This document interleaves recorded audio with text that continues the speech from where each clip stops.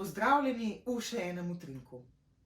Z mano, kot smo že vajeni, dr. Rebeka Prislan, ustanoviteljica Alefi sveta in seveda ta, ki redno plemeniti tale prostor, kjer se nahajava. Kdo ponavadi tukaj potrka na vrata? Različni ljudje, nekatere razvajam s kakšnimi vzorčki, za kremice poskušajo, katera jim ustreza za njihovo kožo, nekateri pridejo na slikanje energijskega polja ali pa si izberejo kakšen izdelek Alefi, od kart do različnih slik, majic.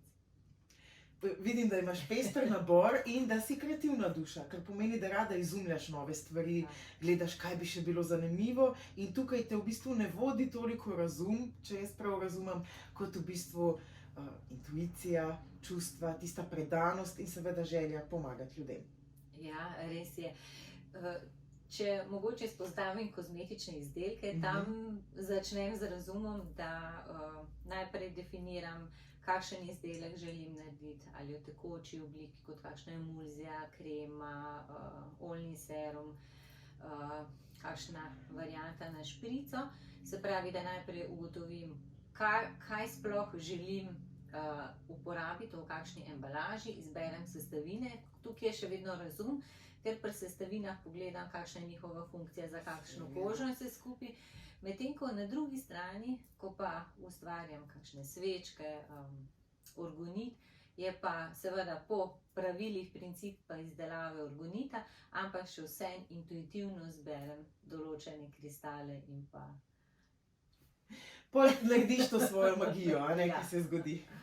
In magično je tudi to, da ste vi naleteli na utrinek. Morda vam posveti kot lučka v lepši dan, morda ponudi kakšen globlji uvid, predvsem pa je namen, da je malce lažje.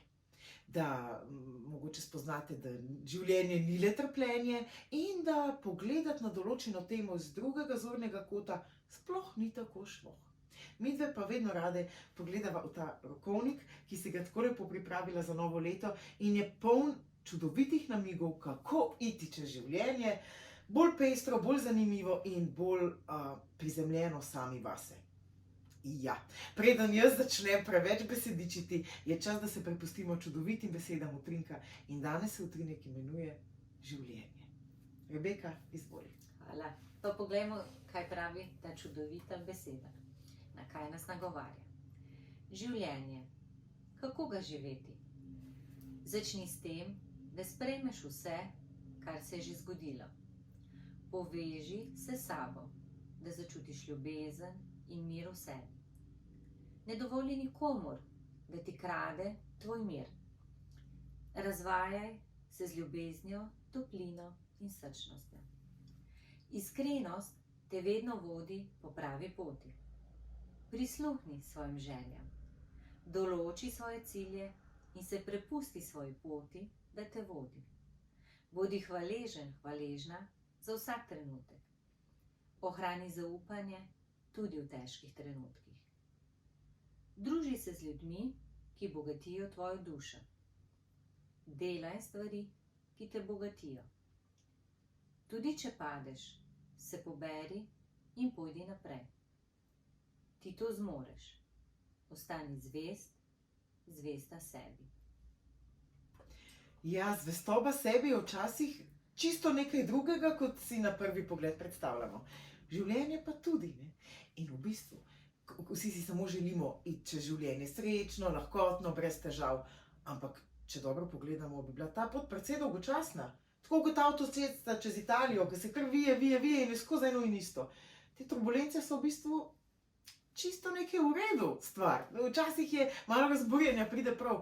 Včasih pa tiste največje turbulence pokažejo, da so bile naše najboljše lekcije in so nas naredile od človeka, ki danes smo. Ste tudi vi hvaležni za to, kar se je zgodilo za nazaj? Ste tudi vi hvaležni svojemu življenju? Ali ste mogoče na tisti točki, ko si rečete večkrat, a to je to? Kaj pa s takimi, Rebeka? S takimi mislimi? Kako se jih lahko otresemo oziroma kako na najlažji način polno zaživimo? Zdaj, mogoče, če se na začetku navežem na te tvoje besede, res te naše poti znajo biti včasih zapletene, kompleksne, moramo tudi zaviti svoje poti, oziroma kot jaz rečem, hodimo po stopnicah, ne moramo stopnic preskakovati. Eno preskočimo hitreje, mogoče za naslednjo potrebujemo malo več časa, ampak res je pot tista, ki nas bogati. Ja, želimo si priti na cilj, ampak izoblikuje nas pot. Nekateri ljudje nam prihajajo in z nami prestopijo kakšno stopnico, nekateri ostajajo večji del poti. Moram pa povedati, da tudi jaz na svoji poti nisem imela vseh lahkotnih korakov. Sem šla čez obdobje in žalosti in bolečine in iskanja sebe in nekako kako najti tisto luč, da te vodi naprej po stopnicah. Jaz sem se mogla ustaviti, ker sem šla čez to, da sem se dokazovala, šla čez svoje meje, predvsem, da sem normative za svoje delovanje spustila in da sem si dovolila vzeti čas tudi zase, da tudi, če stanovanje ni tipi-topi pospravljeno in sem zelo utrujena, si dovolim za 20 minut uležti in privoščiti tisti krepilen spanec, oziroma nekaj, da si spočim misli in telo. Prej mi je bilo to težko, ker sem ne samo, da sem si postavljala zahteve na 100%, želela sem 120%, pa ne gre. Sploh tako, ko smo še v vlogi mame, dojenček se po noči zbudi. Lahko imamo mi v glavi, spimo celo noč. Ne, seveda, vstanemo. Ja, da potolažimo, stisnemo, mogoče nahranimo, kaj takrat potrebuje. In iz tega vidika se in v poslovnem svetu, in v tem osebnem življenju lahko srečujemo tudi z utrujenostjo, izgorelostjo. In takrat je mogoče res čas, da pa na tisti stopnici, ki smo, počakamo, da ne hitimo spet nekam naprej. Seveda pa vsak stopa po svojih stopnicah, vsak ima svojo zgodbo in je težko dati zdaj univerzalni recept, ki bi za vse deloval. Zato se mi zdi pomembno, da če se znajdemo v kakšni stiski, zagati, da to nekomu zaupamo in lahko, da nam samo z enim stavkom res pomaga in nam prižge tisto lučko, da vemo iti kako naprej. In če veste, kako naprej, čudovito. Verjemite, da imate podporo tam, kjer je morda sploh ne bi pričakovali.